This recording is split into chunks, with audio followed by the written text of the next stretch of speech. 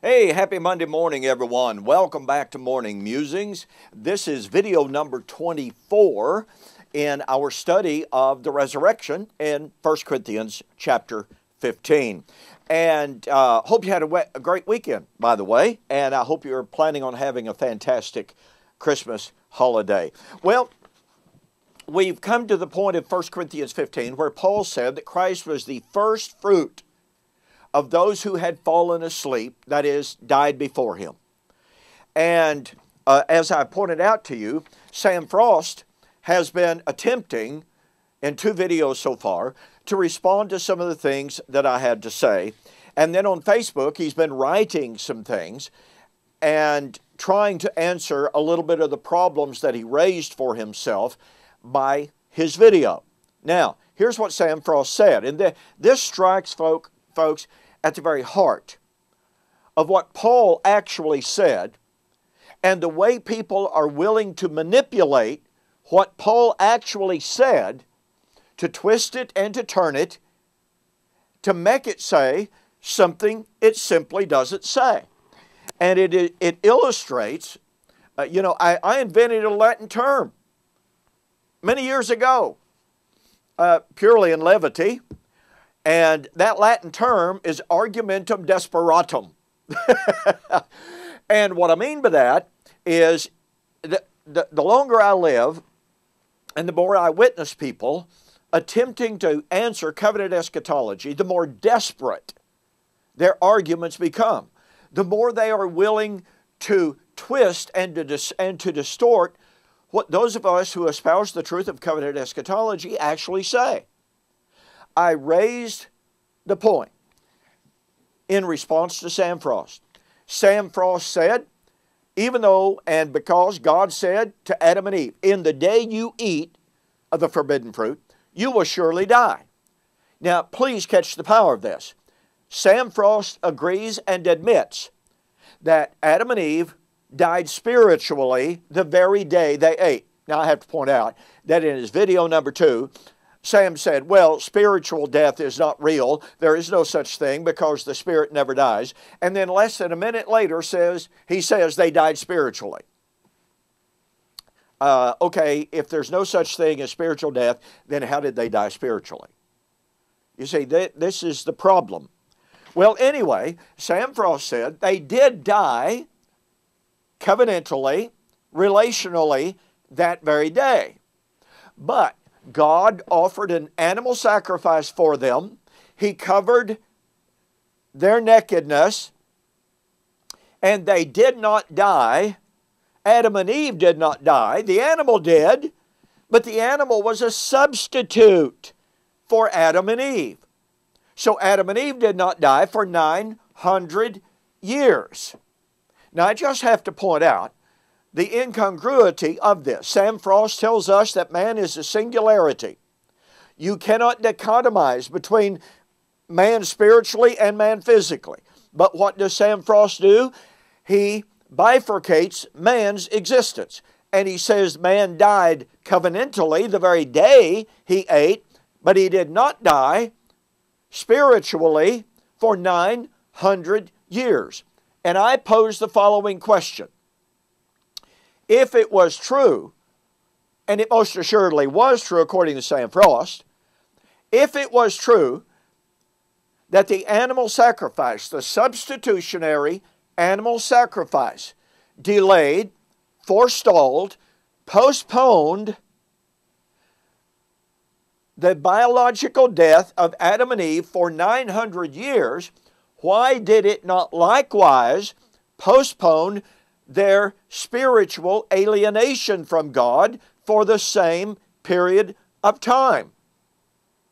Now, Sam Frost posted on Facebook, quote, I don't believe my ears.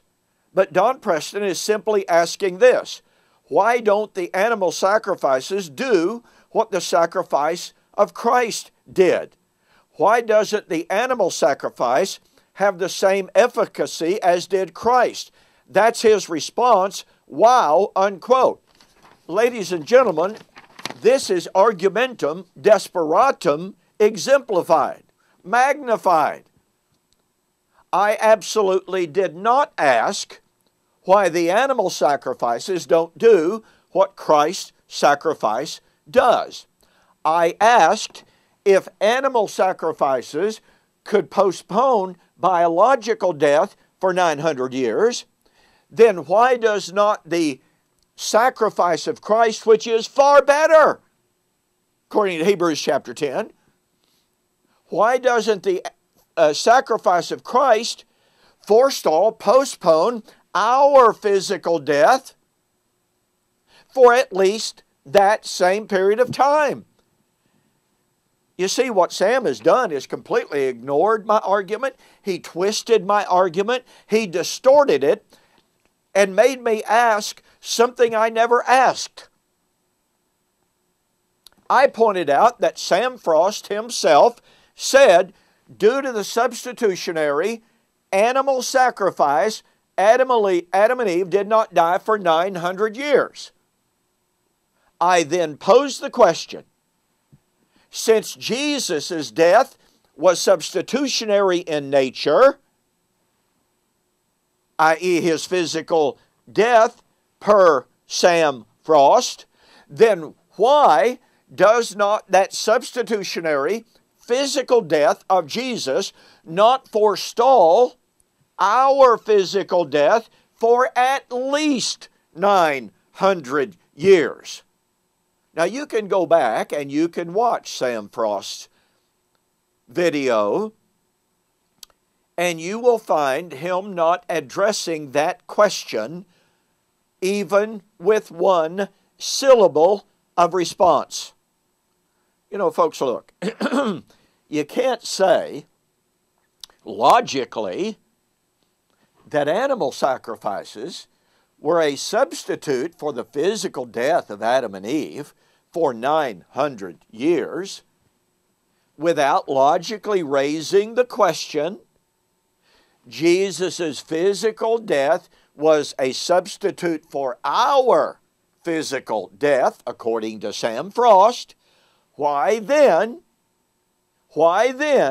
does the physical sacrifice of Jesus Christ as a substitute for our physical death, why does it not forestall our physical death for at least as long as it did Adam and Eve? Sam Frost has not, will not, and cannot answer that question, which is based upon his faulty understanding of the substitutionary animal sacrifice and therefore the substitutionary physical death of Jesus.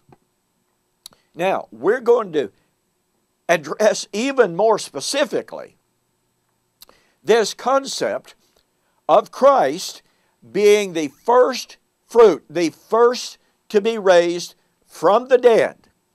And we'll do that on the flip side. In the meantime, in contrast to the obfuscation, the cloudy thinking, the evasiveness of Sam Frost in what he has written on Facebook and done on YouTube, you need to get a copy of the book Exegetical Essays on the Resurrection to see the clarity of his thinking, the logic of his thinking in the book Exegetical Essays on the Resurrection. Go to my website, BibleProphecy.com, order the book. Regular price, $17.95 plus $4.95 shipping. But if you make a note that you saw the offer on YouTube or Facebook, I'll refund everything except $15. Total cost, $15. You need a copy of this book. You'll see how clearly Sam Frost was thinking here in contrast to what he is now saying on YouTube and Facebook. Hey, we got more. We'll see you on the flip side.